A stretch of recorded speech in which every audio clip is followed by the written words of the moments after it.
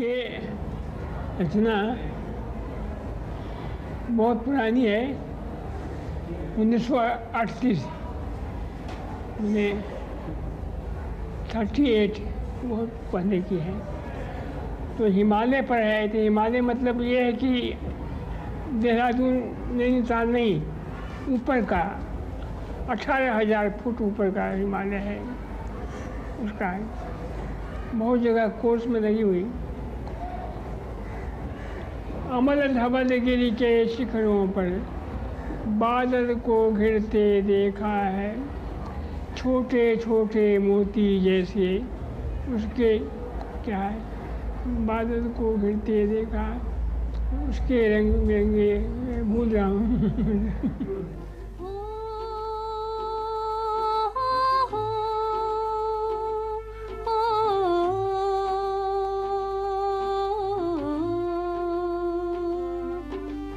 अमल धवल गिर के शिखरों पर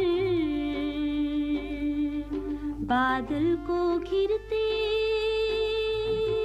देखा है, छोटे छोटे मोती जैसे उसके शीतल तुहिन कणों को, बादल को घिरते देखा है। मान सरोवर के उन स्वर्ण कमलों पर गिरते देखा है, बादल को घिरते देखा है, बादल को घिरते देखा है।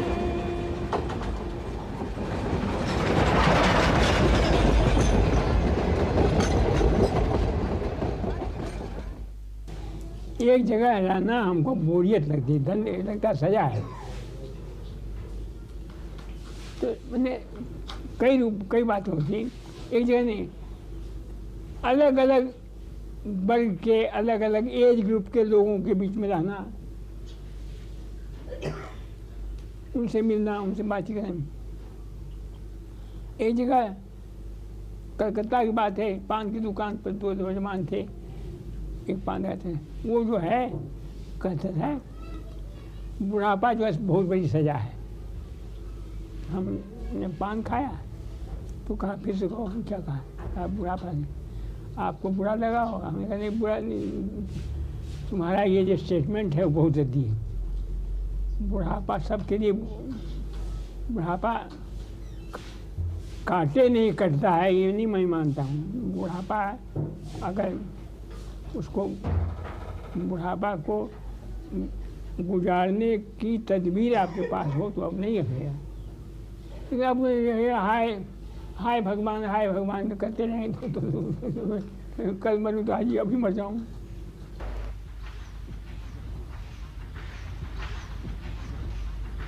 आम जनता की आत्मा की आवाज़ है नागार्जुन।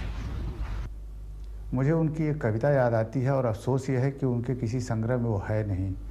एक छोटे से पैम्फलेट के रूप में छपी थी जब भूदान आंदोलन नया नया शुरू हुआ था, और छोटे छोटे बच्चे पूरे बिहार में उस गीत को गाते हुए घूमते थे। भूदान का मजाक उड़ाया गया है। कविता कुछ यूँ शुरू होती है कि ऊसर बंजर और शमशान संत बिनोवा पावें दान, हर गंगे, और हर गंगे की जो धुन थी वो लोक कंठ पर बस गई थी।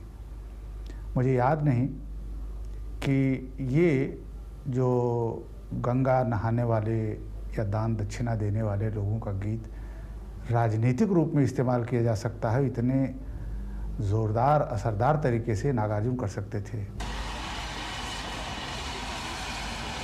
जिला दरभंगा, बिहार। 1911 में सतलखा गांव में जन्मे कवि नागार्जुन का बचपन तरौनी गांव में बीता। माता पिता ने नाम रखा वैद्यनाथ मिश्र। इसी जमीन पर उनकी कविता का जन्म हुआ। उनकी पहली कविता यात्री नाम से 1930 में छपी।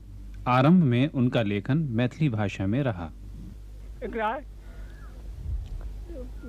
पढ़ाओ कुछ तो कहती नहीं, एकरा जे पढ़ाब तो हमरा एक गुलामी करे पड़त, एक रोज खेवा पेबा के इंतजाम इत्यादि हैं, तो हम बन जाए तो ये हम घूमी फिरे छी। और उनका 4 नगर में 4 प्रेमिका रहती।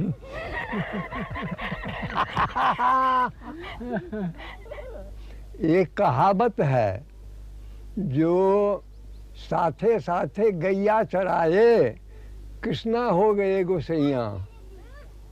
वही कहावत हमको हो रहा है। हम यहीं रह गए, वो घूम करके समूचा देश विदेश समूचा नाम कर लिया। इससे तो बहुत अपार आनंद होता है।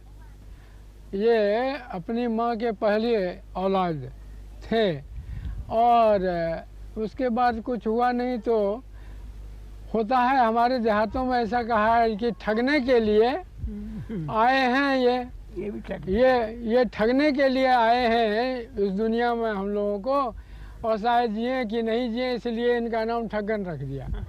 ठक्कन माने ठगने वाला, शायद यही कारण है कि इनका नाम ठक्कन बचपन का रह गया। जैसे उगड़ी जी का नाम बेचन था।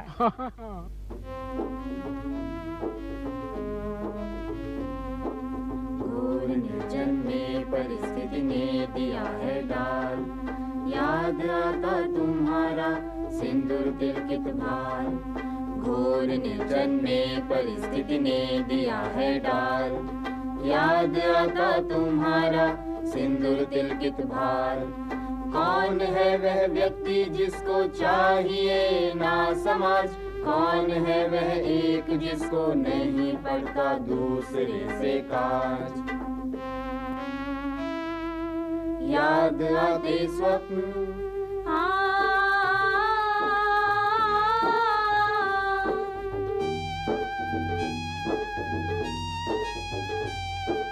याद आते स्वप्न जिनकी स्नेह से भीगी अमृतमय आँख। स्मृति विहंगम की कभी थकने ना देगी पाक। याद आता मुझे अपना वो तरोनी ग्राम, याद आती लीचियाँ वे आम। याद आते मुझे मिथिला के रुचिर भूभाग, याद आते मुझे मिथिला के रुचिर भूभाग। याद आते धाम, याद आते धाम, याद आते धाम। गाँव हर जगह आपने भी देखा, पश्चिम यूपी में भी, पहाड़ों पर भी, उत्तराखंड में भी, और ये बिहार को देख रहे हैं। गांव उजाड़ हो गया है। उजाड़ होने का सबसे बड़ा कारण यह है कि जीविका नहीं है। अच्छा, जिनके पास ज़मीन है वो खेती मन लगा के नहीं करते। मन के लिए सिंचाई का इंतजाम नहीं है, सिंचाई का इंतजाम नहीं है, तो वो खाली ज़मीन जो है, मजदूर जो है भागा जा रहा है पश्चिम। गांव का जो मजदूर वर्ग है, वर्किंग जनरेशन, जो काम करने वाला जो है, वो पश्चिम चला जा रहा है, हावड़ा जा रहा है, बम्बई जा रहा है, आजकल दिल्ली में चला जा रहा है। तो इसलिए गांव में कोई रस नहीं रहा है। जिसका गुंजाइश रहती है तो गांव में शादी ब्याह में लोग आते हैं, खर्चा करके 2-4 दिन 5 दिन रह के चले जाते हैं। गांव के लोग जो हैं वो पसंद नहीं करते, कहते ये आए हैं बाहर से, चीज़ों को महंगी बना के चले जाएं। तरौनी की संस्कृत पाठशाला में कवि नागार्जुन की प्रारंभिक शिक्षा हुई। उसके बाद वे काशी और कलकत्ता संस्कृत का अध्ययन करने के लिए गए। बौद्ध दर्शन और पाली भाषा के अध्ययन के लिए वे श्रीलंका गए, जहां वे बाकायदा बौद्ध भिक्षुक बन गए और उन्होंने वहां नाम अपनाया नागार्जुन। कि हम श्रीलंका गए 37 में, वहाँ जो मोनेस्ट्री थी, बुद्धिस्ट मोनेस्ट्री, उन्होंने कहा कि आप कोई अपने लिए नाम चुनिए। हमने सोचा कि नाम तो बहुत हैं, तो मैंने कहा ये नागार्जुन तो इतिहास के पुरुष हैं, तो इनके कई काम अधूरे हैं, तो उनको मैं पूरा करूँगा, इसीलिए ये नाम रखा। जिनके जीवन का हम पर बहुत असर पड़ा है, उसे महापंडित राहुल सांकृत्यायन। तो उन्होंने ये कहा कि उन्होंने ये प्लान बनाया कि इनको श्रीलंका से आकर के तिब्बत में रहना है 2 साल, तिब्बत से यहाँ से आए। लेकिन हमको इस बीच में ये हो गया कि किसानों के नेता स्वामी सहजानंद सरस्वती, उनसे पत्र व्यवहार हुआ। उन्होंने कहा राहुल तुमको भटका रहा है, वो मुर्दों की खोज में लगा रहता है, पुरातत्व माने मुर्दों की खोज। तुम जिंदा, यहाँ तो जिंदा जब लोग हैं, दुखी हैं, हजारों हैं, लाखों हैं, उनके बीच में आगे देखो तो तुमको मोह भंग हो जाएगा। इसलिए आए हम इसी भावना से, लेकिन यहाँ आकर के हमारे लिए हुआ कि भाई आम जनता में काम करना चाहिए। देश की जनता के बहुरंगी जीवन को नागार्जुन ने कोने कोने में झांक कर ही नहीं, मानो छू कर देखा। सिंध से लेकर तिब्बत तक की यात्राएं करते हुए नागार्जुन के कवि मन में यात्री और खोजी एक होते चले गए।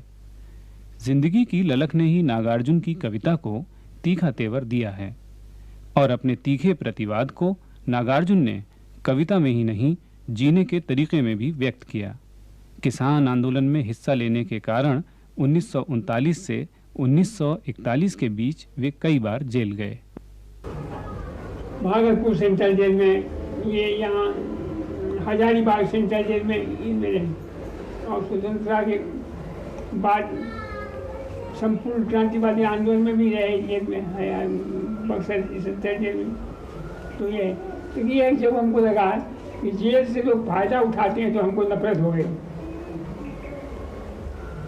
हम अपनी भावना से गए थे ना, हम फायदा उठाएंगे, तो फायदा उठाने के लिए हमारे बहुत सारे लोग हैं पार्लियामेंट में हैं। राजनीति से तो कई लोग कहते हैं राजनीति से अगर लाभ नहीं उठाया तो बेवकूफ आदमी है। नागार्जुन की कविता जन आंदोलनों की धड़कनों की कविता है। वह जन आंदोलनों की धड़कनों की कविता बनती हुई एक तरह से भारतीय समाज के इतिहास की गवाही देती हुई कविता है। और नागार्जुन की कविता चूंकि जन आंदोलनों को ध्यान में रखती है, इसलिए उसका स्वरूप भी जन आंदोलनों की चिंता के अनुरूप ही बनता है। बाबा ने अपनी एक कविता में कहा है कि जनकवि हूँ मैं, साफ कहूँगा क्यों हकलाऊँ। बल्कि मैं दोनों पंक्तियाँ रखना चाहूँगा। कविता यूँ चलती है, जनता मुझसे पूछ रही है क्या बतलाऊँ, जनकवि हूँ मैं, साफ कहूँगा क्यों हकलाऊँ। जिन कवियों की राजनीतिक दृष्टि में दुविधा होती है, उन्हीं की अभिव्यक्ति और कविता की कला में हकलाहट होती है। कोनो समालोचक एखन तक एहि निष्कर्ष पर नहीं पहुँच सकला अछि जे नागार्जुन जी कोन वादक कवि छथि, हिनका कोन इज्म में कोन वाद में बानी के राखल जाय। एहन जे विराट प्रतिभा छै, विराट व्यक्तित्व छै, प्रतिभा के पुंज छै, जकरा कोनो एक धारा में बानी के नहीं राखल जा सकैए। एहन जे विरल साहित्यकार जे हजार हजार वर्ष के बाद उत्पन्न होइ छै, जन्म लै छथि, ताहि साहित्यकारक श्रेणी में, ताहि महामनीषीक श्रेणी में, वही महान परंपरा में नागार्जुन जी के नाम अंकित छनि। नागार्जुन ने एक छंद लिखा है जो आए दिन बहार के, अब 19वीं सदी के पारसी थिएटर में गाया जाता था। आमतौर से चुनाव आ रहे हैं तो हम आप देखेंगे कि टिकट लेने वालों की भीड़ लगी हुई है, और दिल्ली से टिकट मार के कोई आदमी लौटता है तो कैसी उसकी शक्ल होती है। तो नागार्जुन ने लिखा है कि श्वेत श्याम रत्नार अखियाँ निहार के आए हैं दिल्ली से एक टिकट मार के, और उसके साथ उन्होंने जोड़ा है, खिले हैं दांत ज्यों दाने अनार के, आए दिन बहार के। अब यहाँ दांत अनार के दाने की तरह से खिले हुए हैं, पुरानी उपमा अपनाई, लेकिन आए दिन बहार के जैसे प्रचलित पारसी थिएटर के गीतों को नागार्जुन ने एक राजनीतिक रूप दिया है। और कबीर की तरह ही व्यंग का तो उस्ताद आदमी है।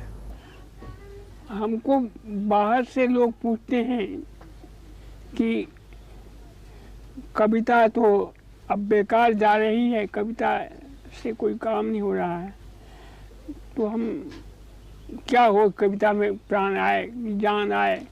तो कविता का मंचन हो तो उसमें कुछ जान आ सकती है। मंचन अगर हो और मंच, तो उसका मतलब मंचन होगा, तो ये विधा आ गई, नाट्य विधा आ गई।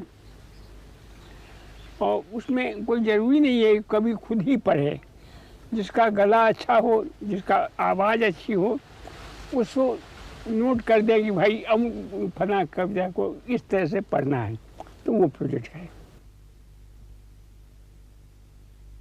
कई दिनों तक चूल्हा रोया, चक्की रही उदास, कई दिनों तक कानी कुतिया सोई उसके पास, कई दिनों तक लगी भीत पर छिपकलियों की गश्त, कई दिनों तक चूहों की भी हालत रही शिकस्त।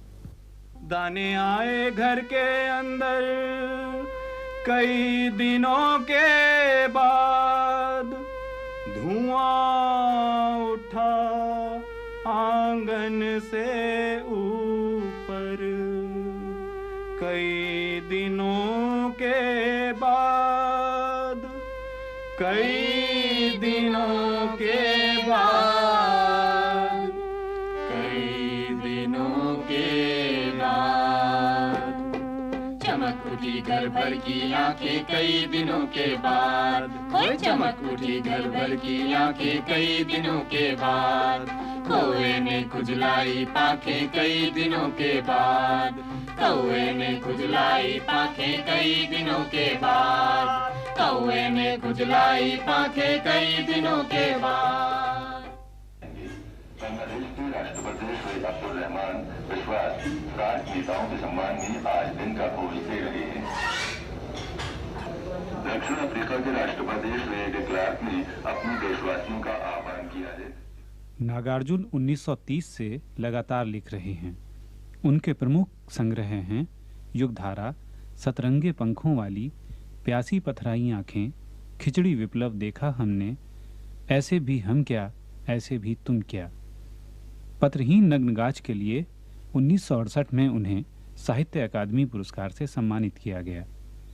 कविता ही नहीं, नागार्जुन ने कहानियां भी लिखी हैं और उपन्यास भी, लेख भी लिखे हैं और यात्रा संस्मरण भी। आज भी वे रोजाना ढेरों चिट्ठियां लिखते हैं।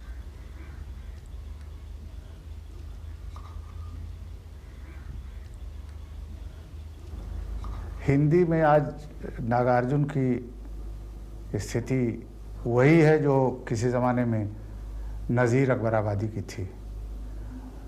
लोग उन्हें शायर मानने को तैयार ही नहीं थे, क्योंकि वो गज़लगो शायर नहीं थे। और तो और वे ककड़ी वाले के लिए कविता लिखते थे, नज़्म कहते थे। जमुना में तैराकी हो रही हो उस पर नज़्म कह रहे हैं। नागार्जुन ने भी ऐसी ही बीहड़ चीज़ों के बारे में जो आमतौर से कविता के विषय ही नहीं होते थे। अब मसलन उन्होंने एक कविता कटहल पर लिखी है। आह खूब बड़ा है कटहल, आह क्या महमह कर रहा है कटहल, आह चारों खाने चित्त पड़ा है कटहल। एक बच्चे की तरह से कटहल के को देखकर जिस तरह से उछल उछल करके बाबा कविता लिख रहे हैं और कह रहे हैं, उनके भीतर इस बुढ़ापे में भी एक अंदर एक मासूम बच्चा बैठा हुआ है।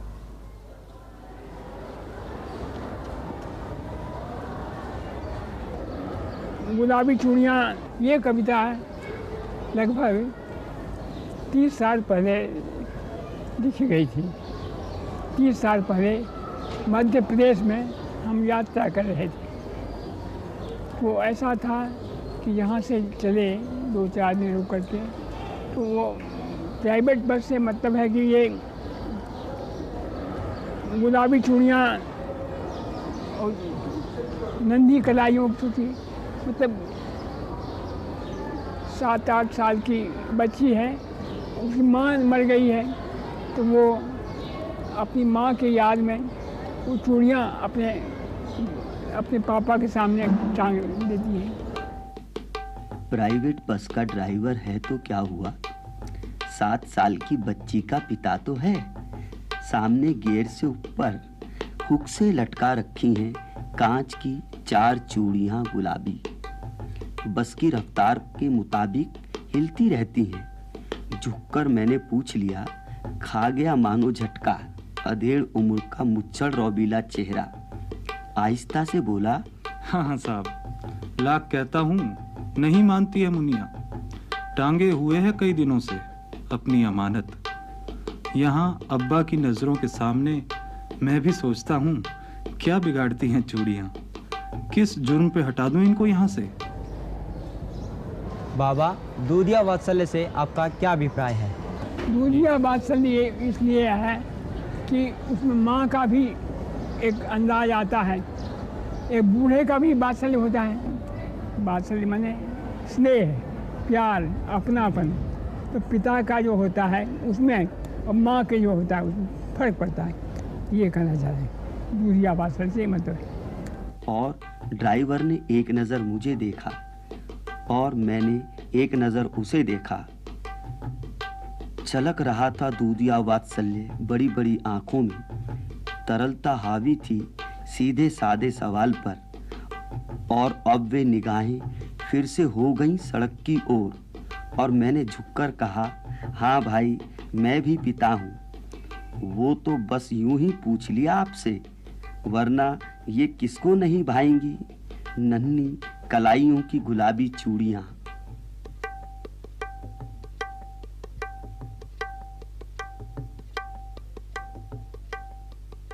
भाई बच्चे पसंद करें, उठ के भाग न जाएं, बैठे रहें वहाँ देखें, तो वो तो अच्छा है। लेकिन यही बच्चों के बारे में सयाने लोग जो सोचते हैं, उनकी परिकल्पना है, वो उस पर ला दी जाती है, वो ठीक नहीं।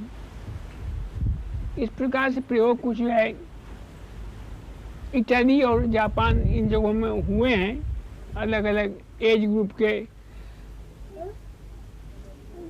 बालकों के लिए, बालिकाओं के लिए। तो अपने यहाँ इसका रिवाज नहीं है, क्योंकि सुपर हिट फिल्मों के लिए जान दे रहे हैं लोग, तो कमाई है उसमें, और कमाई के लिए आवश्यक है कि मूर्खता का उपयोग हो। बचपन में मुझे कभी पिटाई नहीं लगी, और बाबा से, क्योंकि मैं बराबर बीमार रहा हूँ, तो हो सकता ये हो कि बड़ा लड़का बीमार रह रहा है, उसको क्यों ज़्यादा वो कुछ कहा जाए, शारीरिक तकलीफ दी जाए, तो वो नहीं रही, पिटाई नहीं लगी हमारी। तो 8वां क्लास में शायद मैं था संभवतः। तो 8वीं क्लास में जब मैं था, तो एक बार पढ़ने के लिए मैं सवेरे नहीं उठा, एक थप्पड़ मुझे लगी।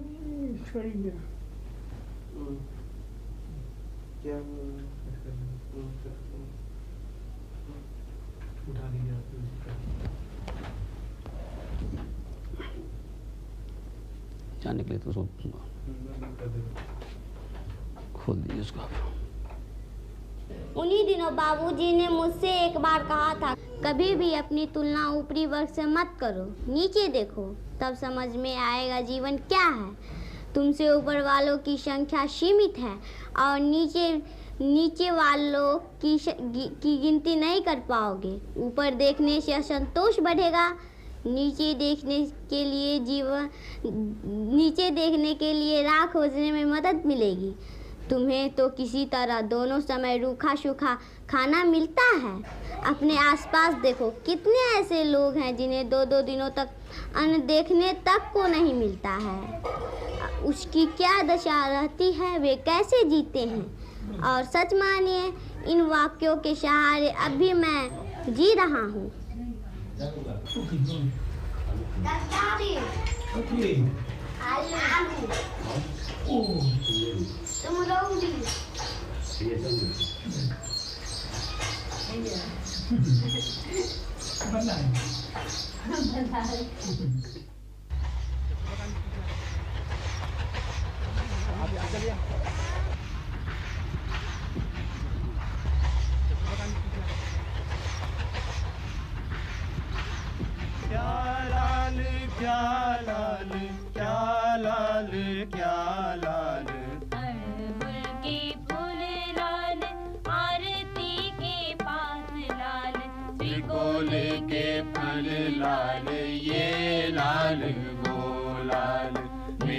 रोशनाई लाल, आपकी कलम लाल, इनकी किताब लाल, उनकी है जिल्द लाल। ओ देखो देखो किसी के है गाल लाल, किसी की है आँख लाल, ये लाल वो लाल, ये लाल वो लाल, ये लाल वो लाल, ये लाल वो